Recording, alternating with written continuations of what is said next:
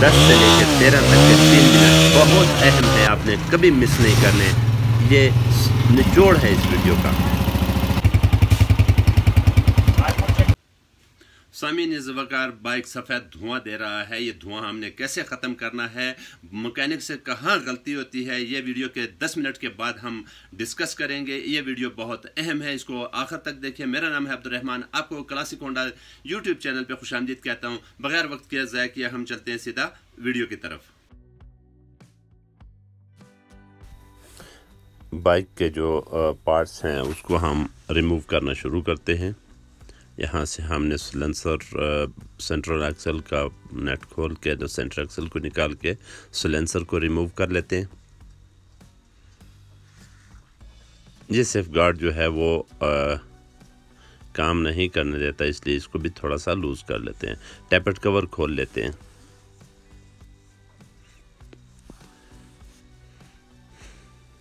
हर चीज़ को आपने एहतियात से रिमूव करना है, खोलना है और हर एक चीज़ को आपने यहीं से चेकअप शुरू करना है, चेक करना है, ताकि बीमारी की तशख़ीस आसानी से हो सके। टैपेट प्लेट, इसके ये गरम भी है और इसके ये 3 बोल्ट लूज़ करके खोल के तो हम इस टैपेट प्लेट को भी उतार लेते हैं। पुश रॉड डावल, दूसरी डावल, और अब जो है हेड के अंदर जो कैप नेट्स स्टड के ऊपर लगे होते हैं उनको हमने खोल लेना है। इन नेट्स को खोलने के वक्त आपने ख़ास ख्याल रखना है कि कोई स्टड लूज़ तो नहीं है। यहाँ से हम डायरेक्टली जंप करते हैं जी असेंबलिंग की तरफ। तो सिलेंडर के अंदर जो पिस्टन की सूरत हाल है, आप देख रहे हैं किस तरह से पानी की तरह मूव कर रहा है। यहाँ पे आप जो ब्लॉक के अंदर रिंग की जो गैप होता है वो भी आप देख सकते हैं। रिंग का गैप लाजमी आपने चेक करना है। यहाँ ये आप मुलाहिज़ा फरमाएं, इतना गैप होना चाहिए, ये जो आपको नज़र आ रहा है। इससे कम और ज़्यादा नहीं चलता। यहाँ भी आप रिंग का गैप चेक करें। पिस्टन के अंदर आपने पिन का एक लॉक इंस्टॉल करने से पहले लगा लेना है। लॉक को आपने अपनी जगह पे सही बिठा लेना है। उसके बाद आप जब रिंग इंस्टॉल करने लगे तो सबसे पहले आप ऑयल सेपरेंडर और फिर ऑयल रिंग, इनकी कंप्रेशन आपने यूँ चेक करनी है। जिसकी कंप्रेशन नीचे की तरफ होगी तो उसको आपने सेपरेंडर के नीचे रखना है, और जिसकी कंप्रेशन ऊपर की तरफ होगी उसको आपने ऊपर की तरफ रखना है।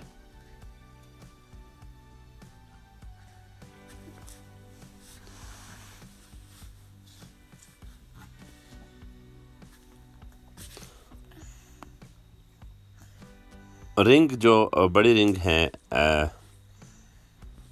कंप्रेशन रिंग हैं, उनमें जो काले रंग की रिंग होती है उसको निचली साइड पे, और जो चमकती हुई सफ़ेद रिंग होती है उसको अपने ऊपर वाली साइड पे रखना है।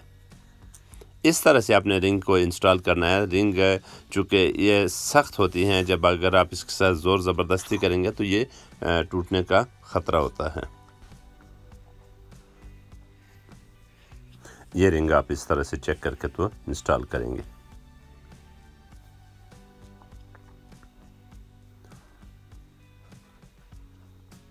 यूँ यहाँ से आपने ख्याल रखना है कि किसी भी ऑयल चैम्बर के सामने इसका कट नहीं आना चाहिए। रिंग का कट जो है वो रिंग जितनी रिंग्स हैं उनके कट आपने अपोजिट कर लेने हैं, और किसी भी ऑयल चैम्बर के सामने रिंग का कट ना आए।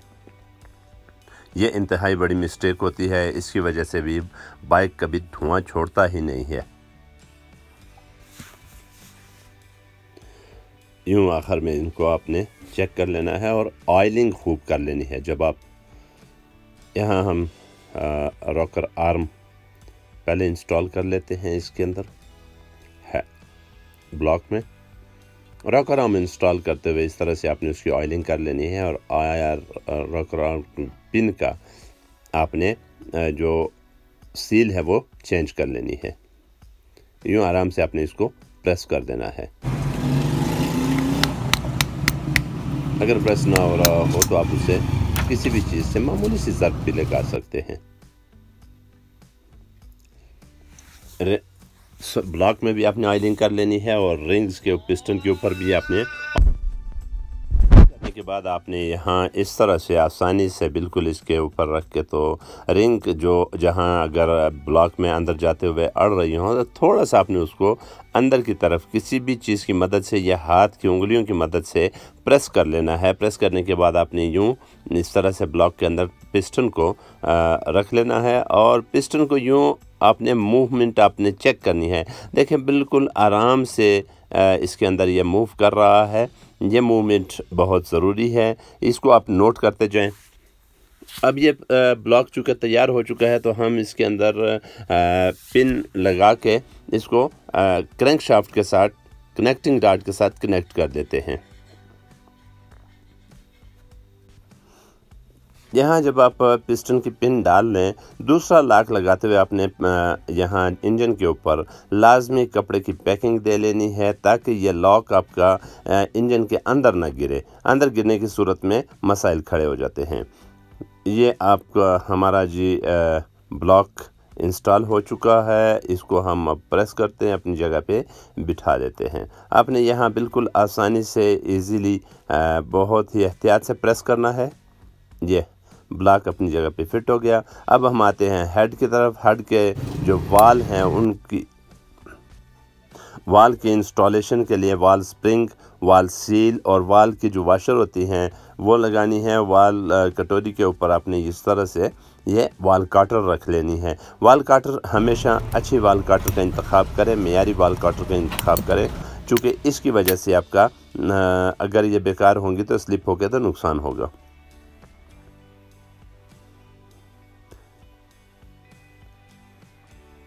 इस टूल की मदद से आप इसको यूँ प्रेस करके भी कर सकते हैं। आप इसको शिकंजे में कस सकते हैं। काटर लगाने के लिए हथौड़ी से छोटी छोटी अपने ज़र्ब लगा लेनी है ताकि वो काटर अपनी जगह पे फिक्स हो जाए। यहाँ पे आपने नोट किया कि हेड के लिए हमने जैन जो है वो गैस्केट बारीक वाली इस्तेमाल की है। यहाँ पे गलती नहीं कर सकते आप कि किस बाइक में कौन सी गैस्केट इंस्टॉल करनी है। हेड के बोल्ट आपने टाइट कर लेने हैं। यहाँ से आप यहाँ से भी नोट करते जाएं और आगे जहाँ पे हम हेड के बोल्ट आपने लगा के तो इनको आपने कस लेना है, टाइट कर लेना है। बेहतर तो यह है कि आप टार्क रॉड का इस्तेमाल करें। पुश रॉड अपनी जगह पे फिक्स करें। पुश रॉड यहाँ इस वक्त रखते हुए आपने इनके साथ एहतियात करनी है कि ये नीचे बीच में स्लिप ना हो जाए, वरना आपको हेड दोबारा खोलना पड़ेगा। टैपर्ड प्लेट जो है उसको आपने अपनी जगह पे बेहतरीन से इंस्टॉल कर लेना है। टैपर्ड जो स्क्रू है वो आपने चेक कर लेने हैं कि अगर वो एबल टू चेंज हैं तो आपने उनको लाजमी रिप्लेस कर लेना है। अब टैपर्ड एडजस्टमेंट का टाइम है तो यहाँ हम इसके टाइमिंग जो है उसको कर लेते हैं। मैग्नेट को आप हिलाएंगे, इस निशान के बराबर लाएंगे। अगर टैपर्ड हिल रहे हैं तो टैपर्ड टाइमिंग नहीं हुई, और अगर टैपर्ड नहीं हिल रहे मैग्नेट हिलाने से तो टाइमिंग हो चुकी। अब टैपर्ड को किस तरह से एडजस्ट करना है, आपने टैपर्ड हमेशा बाई गेज एडजस्ट करने हैं। गेज का इस्तेमाल इसके अंदर बहुत ज़रूरी है। यूँ आपने इसके बिल्कुल गेज ये आप देख रहे हैं 0.05 मिली की जो गेज है उसके अंदर फ्रीली मूव कर रही है। ये काफ़ी लूज़ है, इसको टाइट कर लेते हैं। टैपर्ड के अंदर आपने फ़र्क नहीं छोड़ना, इसलिए कि टैपर्ड की वजह से ही आपकी बाइक का पिकअप और इंजन का गर्म होना, ये सारी चीज़ें कोरिलेटेड हैं। टैपर्ड को आपने हमेशा बाई गेज करना है। इस तरह से आपने इसको एडजस्ट करना है। इसके अंदर अगर कुछ थोड़ा बहुत फ़र्क है तो आपने उसको चेक कर लेना है। अब ऑयल पंप लाजमी चेक करें। टैपर्ड हो चुके हैं, एडजस्टमेंट हो चुकी है।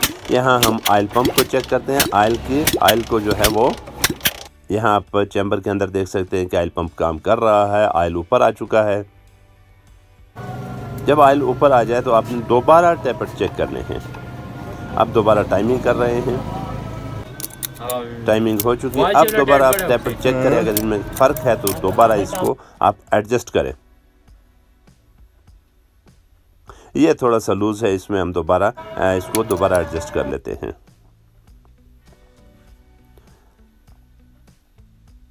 अब यहाँ से ज़्यादा यहाँ इसकी एडजस्टमेंट हो चुकी है। बाइक आप बिल्कुल स्टार्ट कर सकते हैं। दोबारा आप इसके किक लगाएं और टैपर फिर चेक करें। असल जो बीमारी की तशख़ीस है वो अब शुरू होगी जब हम सलेंसर लगा कर तो इसकी जब रिमूवल का जो स्टेज है उसकी तरफ वापस जाएंगे। यहाँ हम इसका सिलेंसर और सिलेंसर कड़ा, सिलेंसर कॉलर, ये सारे कुछ जब भी आप सिलेंसर उतारें तो इसकी सील जो है आपने लाजमी चेंज कर लेनी है। टैपर्ड कवर को इसकी सील चेंज करके तो आपने लगा लेनी है। अब आते हैं असल मुद्दे की तरफ कि यहाँ पिस्टन के अंदर आप देखें, सबसे पहले तो जो गैस्केट लगाई गई थी वो बहुत मोटे वाली थी। दूसरे नंबर पे पिस्टन ने ब्लॉक के अंदर बहुत सी काम कर दिया है। तो ये रिंग की आप सूरत हाल देख सकते हैं कि रिंग जो है वो पिस्टन 100 नंबर का है और रिंग जो है वो 0 नंबर की है। इनके अंदर जो गैप है वो भी आपको दिखाते हैं कि इतना गैप रखना इंतहाई बेवकूफ़ाना हरकत है। इसको आप देख सकते हैं। अच्छा, पिस्टन को आप देखें, ब्लॉक के अंदर बिल्कुल हरकत नहीं कर रहा है। इतना सख्त है कि इसको आप ज़बरदस्ती भी अगर नीचे ऊपर करना चाहें तो नहीं होता। और इसकी जो बोरिंग का सिस्टम है वो आप बोरिंग देख सकते हैं, या किनारों को नोट करें तो ये किनारे आप देखें पिस्टन ब्लॉक के तो पिस्टन के बराबर नहीं आ रहे हैं। इसका बोर जो है वो बिल्कुल सही नहीं हुआ, टेढ़ा हुआ है। टेढ़ा होने की वजह से ये मसला कर रहा है। और यहाँ पे आप देखें कि जो रिंग का फ़र्क है ब्लॉक के अंदर तो किस कदर ज़्यादा है। इतना फ़र्क होने की वजह से यहाँ बाइक कभी धुआं नहीं छोड़ेगा। ये हेड के जो वाल सीट है, वाल गाइड है, ये सीट इसकी बिल्कुल बैठी हुई है। सीट बिल्कुल काम की नहीं है। यहाँ से इसका कंप्रेशन बिल्कुल नहीं बनता, पावर बिल्कुल नहीं बनती, और ये इसीलिए ये बाइक स्लो रुक भी नहीं रही थी अपने स्लो एक्सीलरेटर पर। तो ये चीज़ भी हम रिपेयर आपने देखा कि करवा चुके हैं। वाल की जो सूरत हाल है, वाल बिल्कुल सीधे पिटे हैं और ये इस तरह से। अब आप बाइक की आवाज़ भी सुने और बाइक को चेक भी करें। इसकी पिकअप और हर तरह की मसाइल हल हो चुके हैं। बाइक रेडी है।